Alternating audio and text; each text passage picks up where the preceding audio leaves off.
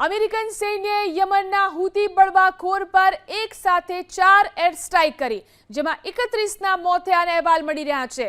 વિશ્વમાં યુદ્ધો રોકવાની કવાયત વચ્ચે ડોનાલ્ડ ટ્રમ્પે જ હવે મધ્ય પૂર્વના અમેરિકન સૈન્યને યુદ્ધના મેદાનમાં ઉતાર્યું। ટ્રમ્પના આદેશ બાદ અમેરિકન સૈન્યએ યમનમાં શ્રેણીબદ્ધ હુમલાઓ શરૂ કરી દીધા।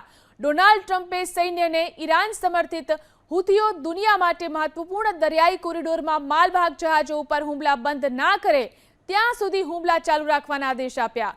યમનમાં અત્યાર સુધીમાં મહિલાઓ અને બાળકો સહિત 31ના મોત થયા હોવાનો હુતી બળવાખોરોએ દાવો કર્યો। આ સાથે 100થી વધુ લોકો ઈજાગ્રસ્ત થયા છે। એટલું જ નહીં, હુમલાનો જવાબ હુમલાથી આપવા યમનનું સૈન્ય તૈયાર હોવાની હુતીઓએ ધમકી આપી છે।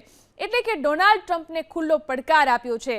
આ એર સ્ટ્રાઇકને વોર ક્રાઇમ ગણાવી અને હુમલાનો જડબાતોડ જવાબ આપવાની ચેતવણી આપી છે।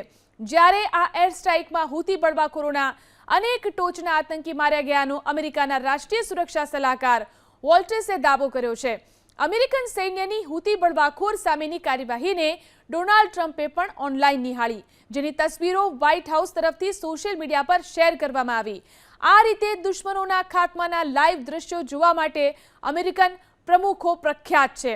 આ પહેલા ઓબામાએ પણ ઓસામા બિન લાદેનને ઠારની કાર્યવાહી લાઈવ જોઈ હતી।